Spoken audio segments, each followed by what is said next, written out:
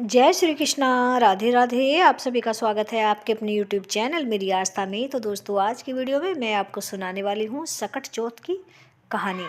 दोस्तों, कहानी पसंद आई तो वीडियो को लाइक शेयर कीजिएगा, और यदि चैनल पर पहली बार आई हैं तो प्लीज़ चैनल को भी सब्सक्राइब जरूर कीजिएगा। तो दोस्तों, एक शहर में देवरानी जेठानी दोनों रहती थी।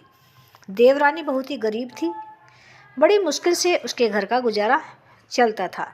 वहीं जेठानी अमीर थी। देवरानी हमेशा गणेश जी का पूजन और व्रत करती थी। देवरानी का पति जंगल से लकड़ियाँ काटकर लाकर बेचता था। देवरानी घर का खर्च चलाने के लिए जेठानी के घर में काम किया करती थी, और शाम को जो भी बचा हुआ खाना होता था वह जेठानी उसे दे देती थी। इस तरह उसके घर का खर्च चल रहा था। माघ महीने में गणेश जी का व्रत सकट चौथ देवरानी ने रखा। उसके पास पैसे नहीं थे, इसलिए उसने तिल व गुड़ लाकर तिलकुटा बनाया। पूजा करके तिल चौथ की कहानी सुनी और जेठानी के यहाँ काम करने चली गई। सोचा शाम को चंद्रदेव के दर्शन करके अर्घ्य देकर जेठानी के यहाँ से कुछ खाना मिलेगा तो वह खा लेगी।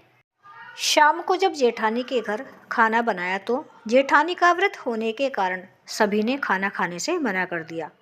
जब देवरानी ने जेठानी से बोला, आप मुझे खाना दे दो जिससे मैं घर जाऊं। इस पर जेठानी ने कहा कि आज तो किसी ने भी अभी तक खाना नहीं खाया, तुम्हें कैसे दूं? तुम सवेरे ही बचा हुआ खाना ले जाना। ऐसे में देवरानी बहुत दुखी हुई और भूखी ही घर चली गई। बच्चे भी घर पर भूखे ही थे। देवरानी का पति, बच्चे सब आस लगाए बैठे थे कि आज तो त्यौहार है, इसीलिए कुछ पकवान आदि खाने को मिलेगा। लेकिन जब बच्चों को पता चला कि आज तो रोटी भी नहीं मिलेगी तो बच्चे रोने लगे। उसका पति भी बहुत क्रोधित हो गया और कहने लगा कि दिन भर काम करने के बाद भी वह 2 रोटियां नहीं ला सकती। देवरानी बेचारी गणेश जी को याद करती हुई रोते रोते पानी पीकर सो गई। उस दिन सकट माता बुढ़िया का रूप धरकर देवरानी के सपने में आई। सपने में उन्होंने देवरानी से पूछा कि सो रही है या जाग रही है। वह बोली, कुछ सो रहे हैं कुछ जाग रहे हैं। बुढ़िया माई ने कहा, भूखी है, खाने के लिए कुछ दे दे। इस पर देवरानी ने कहा कि क्या दूं, मेरे घर में तो अन्न का एक भी दाना नहीं है। जेठानी बचा हुआ खाना देती है, आज तो वो भी नहीं मिला। पूजा का बचा हुआ तिलकुटा छीके में पड़ा है, वही खा लो। सकट माता ने तिलकुट खाया और उसके बाद कहने लगी, निमटाई लगी है। इस पर देवरानी ने कहा, बुढ़िया माई बाहर कहाँ जाओगी, कोई जानवर काट लेगा, यह खाली झोपड़ी है, आप कहीं भी जा सकती हो, जहाँ इच्छा हो वहीं निमट लो। इसके बाद सकट माता बोली कि अब कहाँ पहुँचूँ। इस पर देवरानी ने कहा कि मेरी साड़ी से पोंछ लो।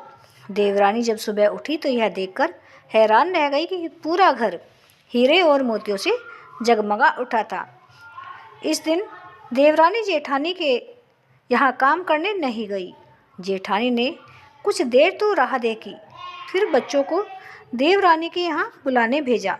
जेठानी ने सोचा कल खाना नहीं दिया था, इसलिए शायद देवरानी बुरा मान गई होगी। बच्चे बुलाने गए। देवरानी ने कहा कि बेटा, बहुत दिन तेरी माँ के यहाँ काम कर लिया। बच्चों ने घर आकर माँ से कहा कि चाची का पूरा घर हीरों और मोतियों से जगमगा उठा है।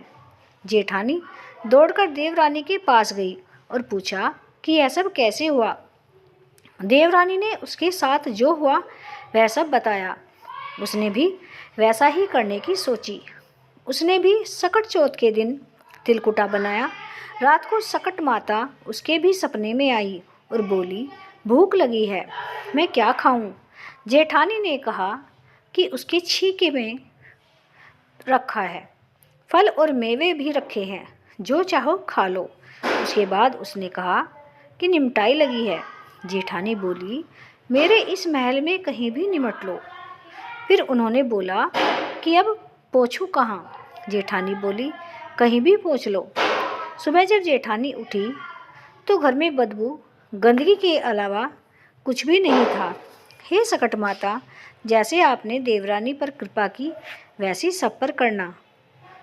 तो दोस्तों, ये थी सकट चौथ की कहानी आपको कैसी लगी कमेंट करके अवश्य बताइएगा। वीडियो पसंद आया हो तो वीडियो को लाइक शेयर कीजिएगा, और यदि चैनल पर पहली बार आए हैं तो प्लीज़ चैनल को भी सब्सक्राइब ज़रूर कीजिएगा। तो दोस्तों, मिलते हैं अगले वीडियो में, तब तक के लिए राधे राधे।